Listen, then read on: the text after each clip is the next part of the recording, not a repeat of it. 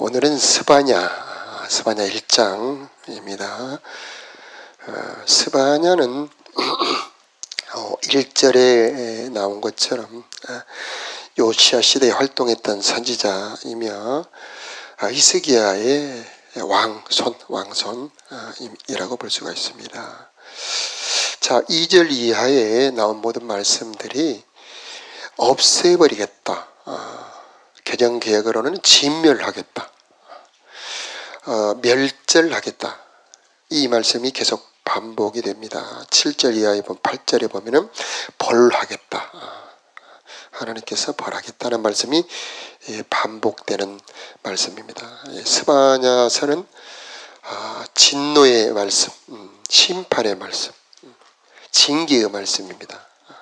그런데 하나님께서는 언제나 심판의 말씀과 함께 구원의 말씀을 보내십니다. 그래서 3장 후반부에 보면은 구원의 말씀이 나오죠.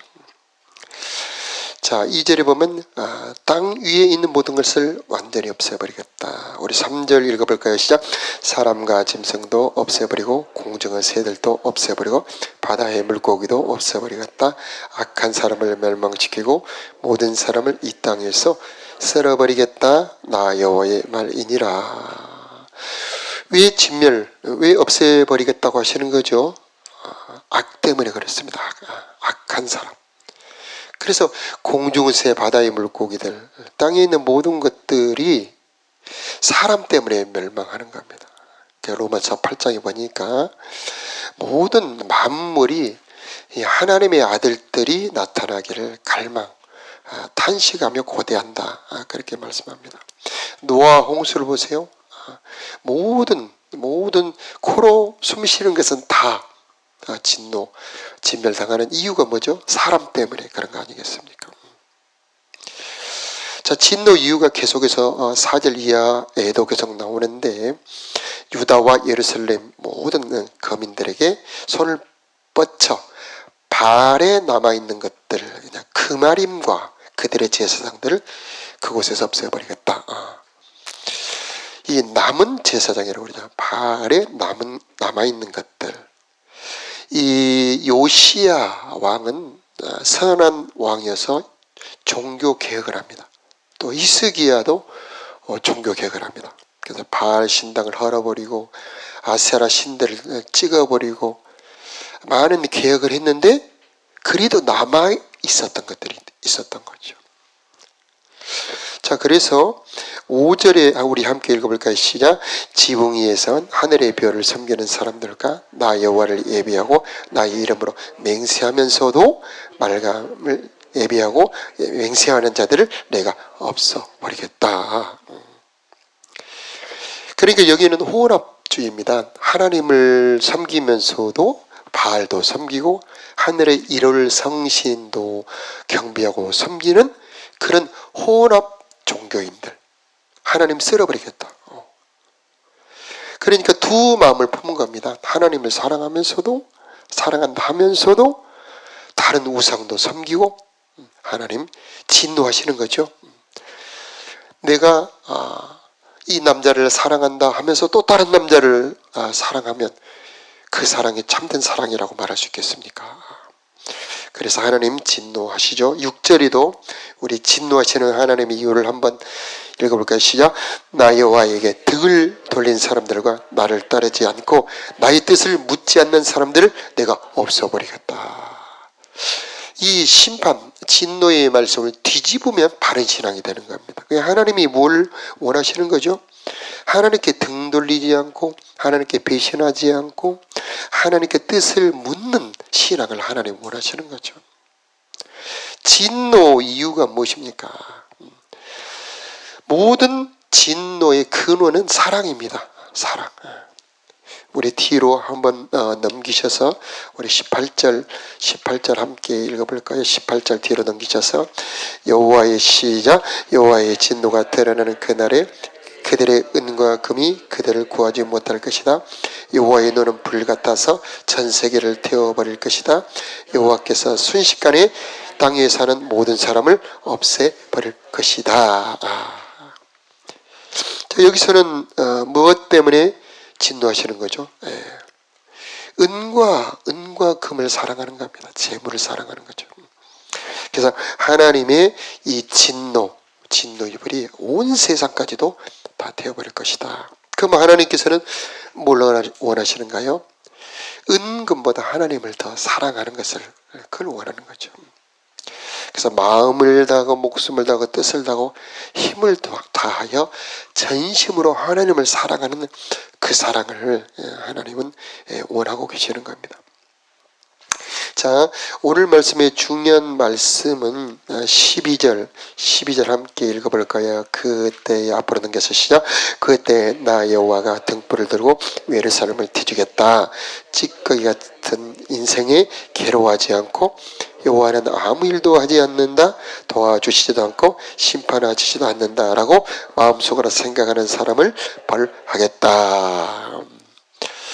지금 우리가 이제 쉬운 성경으로 보고 있습니다만은 개정기역 이전 성경이 좀 더 잘 번역을 하고 있는데 12절에 이렇게 번역하고 있어요. 그때 엠매가 등불로 예루살렘에 두루 찾아 무릇 찢기같이 가라앉아서 심중에 스스로 이르기를 여호와께서는 복도 내리지 아니하시며 화도 내리지 아니하시리라 하는 자들을 벌하리라. 하나님 복도 안 내려, 벌도 안 내려. 이렇게 찌꺼기같이 떠들고 말하지 않고 조용히 속으로 생각하는 사람들을 두루 찾아 그들을 벌하겠다. 이렇게 말씀하시는 겁니다. 자, 하나님께서는 벌도 안 내리고 화도 안 내리시고 복도 안 내리시는 그런 분이 아니고 생사화복을 주관하시는 분. 화도 복도 하나님에게서 나오는 겁니다.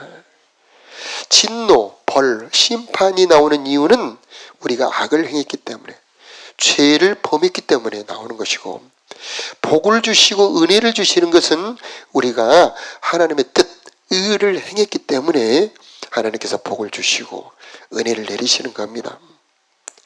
그런데 우리가 복 받을 만한 자가 어디 있겠어요? 은혜 받을 만한 자격 갖춘 자가 누가 있겠습니까? 모두 찾아보면 다 벌 받을 사람들이죠. 그런데 하나님께서는 심판의 하나님은 심판하시는 이유는 긍휼을 베풀려고 하시는 겁니다. 자, 이 모든 재앙을 피하는 길이 있는데 바로 예수님입니다. 그래서 이 모든 진노 심판을 피하는 길 예수 안으로 들어가는 겁니다. 자, 계속해서 우리가 하나님 심판 이유를 계속 또 살펴보면은 9절에 보면은 강포와 계율이 나오죠. 9절에 보면은 불법과 사기라는 단어로 표현하고 있습니다. 그래서 하나님은 불법, 사기 진노하시는 겁니다. 자, 이것을 여호와의 날이다 이렇게 표현하고 있어요. 7절에 보니까 우리 7절 함께 읽어볼까요? 시작. 주 여호와 앞에서 잠잠하여라. 여호와의 심판의 날이 다가왔다. 여호와께서 그분의 백성을 희생 제물로 준비하시고 그들을 암살할 자를 구별해 놓으셨다. 참 무서운 말씀이죠. 여기서 하나님의 심판의 날, 하나님의 심판의 날. 이것이 어떤 날인지를 14절에 함께 읽어볼까요? 14절 함께 한 장 넘기셔서 14절. 자, 14절은 심판의 날이 어떤 날인지 시작. 여호와의 심판의 날이 다가오고 있다. 그 큰 날이 가까이 달려오고 있다. 그날에 울부짖는 소리가 매우 슬플 것이다. 군인들도 목놓아. 15절. 그날은 진노의 날이 될 것이다.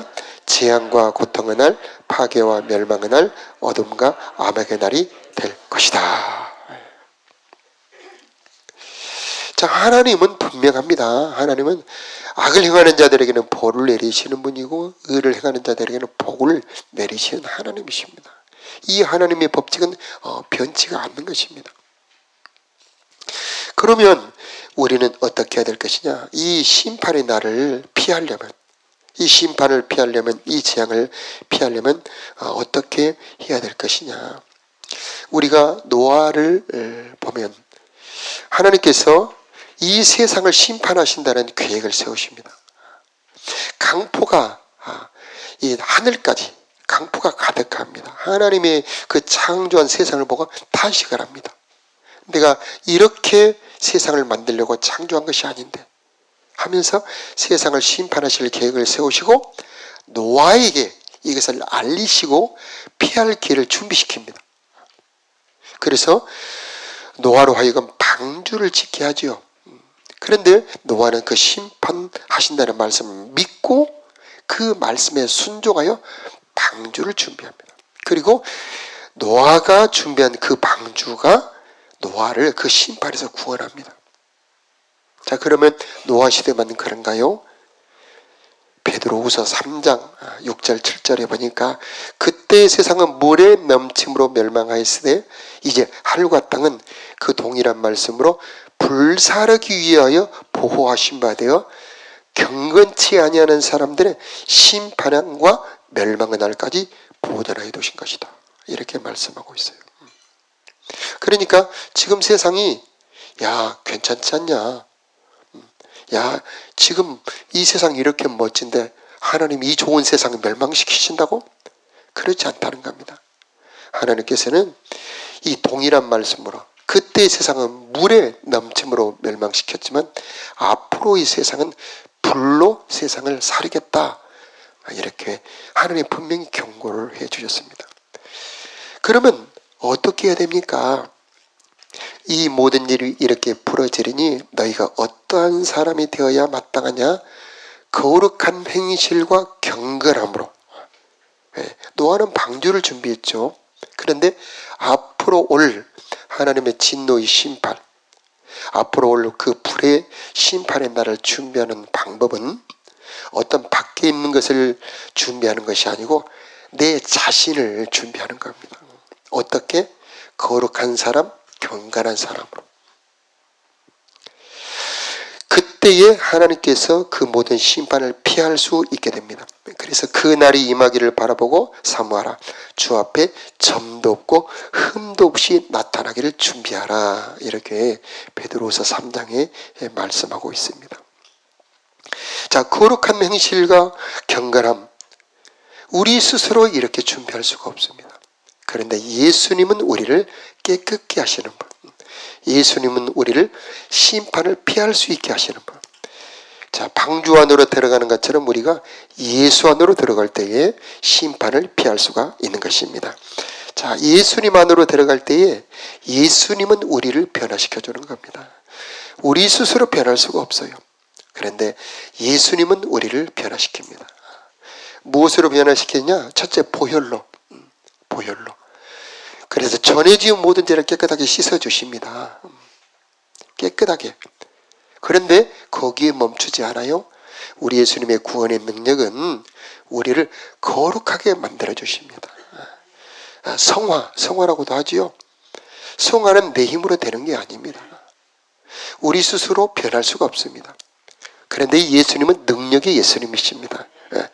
3장에 보면 그는 구원을 베푸실 전능자시라, 이렇게 말씀하고 있습니다.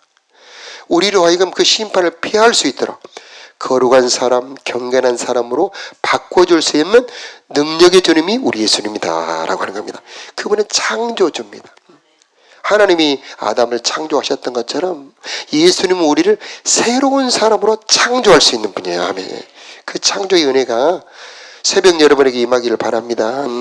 그분은 우리를 새 마음으로 바꿔버려요. 마음 자체를 바꿔버린다는 겁니다. 여러분 컴퓨터 하시는 분들 프로그램을 아예 깔아버리지요.